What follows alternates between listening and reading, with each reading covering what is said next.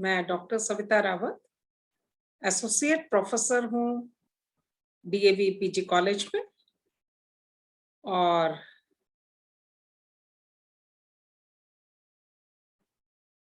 आज मैं आप जो विषय लेने वाली हूँ वो है एजेंसीज ऑफ एजुकेशन। ये बीएड सेमेस्टर 1 का पेपर है, कंटेम्पररी इंडियन एजुकेशन, उसी का एक पार्ट है। एजेंसीज ऑफ एजुकेशन या शिक्षा के साधन क्या हैं? रेमॉन्ट ने इसके विषय में कहा है कि मात्र अध्यापक ही शिक्षक नहीं होता, केवल विद्यालय या महाविद्यालय ही शिक्षण संस्थाएं नहीं है, वरन ऐसी कई अन्य संस्थाएं हैं जिनका प्रभाव शैक्षिक होता है। अर्थात there are so many agencies other than school or college which influence education, जिनका शिक्षा पर प्रभाव पड़ता है और हमारे विद्यार्थियों पर जिनका प्रभाव पड़ता है, वे सभी शिक्षा के साधन कहलाते हैं, चाहे वो विद्यालय हो, महाविद्यालय हो या अन्य कोई संस्थाएं। Professor BD. भाटिया ने शिक्षा के साधन को इन शब्दों में स्पष्ट किया है कि समाज ने शिक्षा के कार्यों को क्रियान्वित करने के लिए अनेक विशिष्ट संस्थाओं का विकास किया है और इन्हीं संस्थाओं को शिक्षा के अभिकरण या साधन कहा जाता है। इसका मतलब हमारे जो शिक्षा के साधन है वो समाज के द्वारा बनाए गए हैं, चाहे वो विद्यालय हैं, महाविद्यालय हैं या अन्य शिक्षण संस्थाएं हैं जो कि हमारी शिक्षा को देने का कार्य करती है। Society has developed a number of specialized institutions to carry out functions of education. These institutions are known as agencies of education.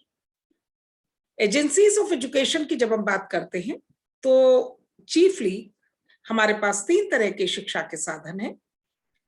पहला फॉर्मल या औपचारिक साधन, दूसरा इनफॉर्मल या अनौपचारिक साधन, और तीसरे होते हमारे पास नॉन फॉर्मल या निरौपचारिक साधन। आज हम शिक्षा के औपचारिक साधनों के विषय में पढ़ेंगे। ड्यूवी ने कहा है कि औपचारिक शिक्षा के बिना, फॉर्मल एजुकेशन के बिना जटिल समाज के साधनों और सिद्धांतों को नई पीढ़ी को हस्तांतरित करना संभव नहीं है।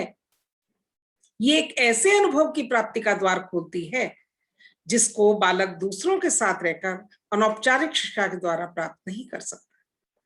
हमारे समाज ने आज तक जो भी साधन या सिद्धांत या जो भी ज्ञान जो है प्राप्त किया है, अचीव किया है, उसको हम नई पीढ़ी को हस्तांतरित करें, इसके लिए हमको औपचारिक शिक्षा की या फॉर्मल एजुकेशन की आवश्यकता पड़ती है।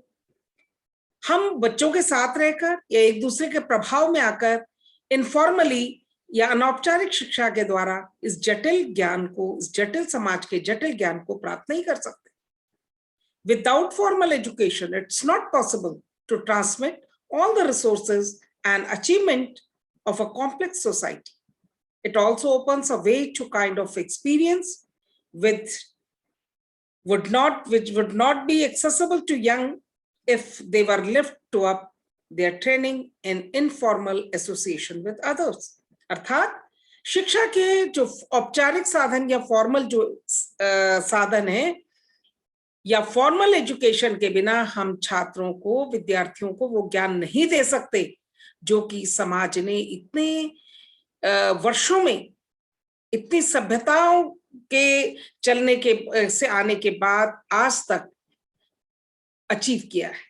अतः औपचारिक शिक्षा एक बहुत महत्वपूर्ण साधन है हमारे समाज के जटिल ज्ञान सिद्धांतों को एक पीढ़ी से दूसरी पीढ़ी में हस्तांतरित करने का। औपचारिक साधनों का अर्थ क्या है? इनका एकमात्र उद्देश्य बालकों को शिक्षा प्रदान करना ही होता है। अर्थात औपचारिक जो साधन है शिक्षा के, ये एजुकेशन इम्पार्ट करने के लिए या एजुकेशन प्रदान करने के लिए ही बनाए जाते हैं। इनका और कोई दूसरा उद्देश्य नहीं है।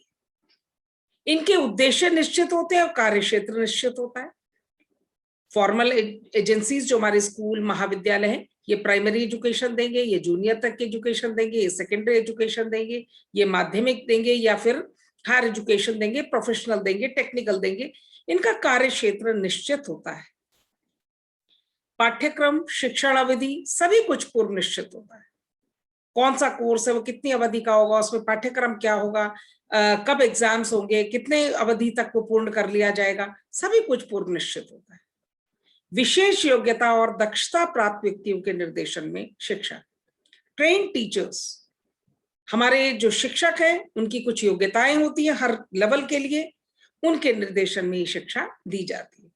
सुनियोजित ढंग से शिक्षा, औपचारिक जो शिक्षा है, फॉर्मल जो शिक्षा है, वो औपचारिक साधन जो हमारे हैं वो बहुत ही सुनियोजित ढंग से, प्लान ढंग से, कब एडमिशंस होंगे, कब एग्जाम्स होंगे, कितने फेजेस में होंगे, कैसे पाठ्यक्रम को पूरा किया जाएगा, कैसे को करिकुलर या करिकुलर एक्टिविटीज को किया जाए, एक प्लान होता है इसका।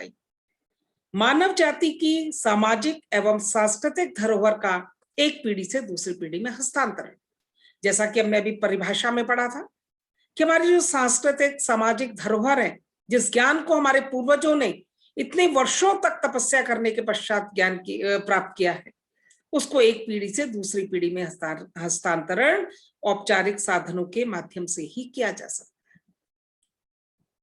औपचारिक साधनों के उदाहरण हैं विद्यालय, कॉलेज, विश्वविद्यालय या प्रोफेशनल कॉलेजेस, टेक्निकल कॉलेजेस, ये सभी। औपचारिक साधनों के गुण, शिक्षा की एक सुव्यवस्थित प्रक्रिया होती है। मैंने कहा हर चीज वेल डिफाइंड होती है, हर चीज एक प्रक्रिया से बंधी है, एक अवधि से बंधी है, उसमें निश्चित प्रक्रिया के पढ़ाई है, उसके पश्चात एग्जाम्स हैं, एग्जाम्स के बाद आप पुनः नई कक्षा में जाते हैं। इसी तरह कक्षा का जो पाठ्यक्रम है वो किन किन माध्यमों से कैसे कैसे पूरा किया जाएगा, सब कुछ सुव्यवस्थित, सुनियोजित होता है। इनके गुण यही है कि मानव जाति की सामाजिक सांस्कृतिक धरोहर को एक पीढ़ी से दूसरी पीढ़ी में हस्तांतरित करना। तीसरा, लक्ष्य और कार्यक्षेत्र निश्चित है, पहले ही ये लक्ष्य निश्चित है। छात्र अगर प्राइमरी में प्रवेश ले रहा है तो 5वीं पास करके ही निकलेगा, अपर प्राइमरी में जा रहा है तो 8वीं पास करना है उसको, उसके पास एक लक्ष्य है कि उसको 3 साल एजुकेशन लेनी है, 5 साल एजुकेशन लेनी है। कार्यक्षेत्र निश्चित है बिल्कुल, जिससे कि छात्र को अपने लक्ष्य की ओर, अपने गोल की ओर बढ़ने में सहायता मिलती है। इनके द्वारा ही समाज और राज्यों के उद्देश्यों की प्राप्ति की जाती है।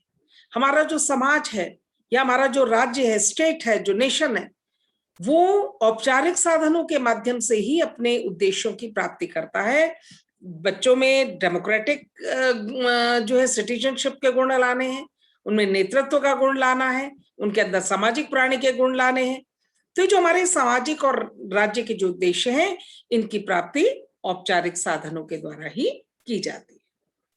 औपचारिक साधनों के दोष, डिमेरिट्स, बालकों का सर्वांगीण विकास करने में असमर्थ।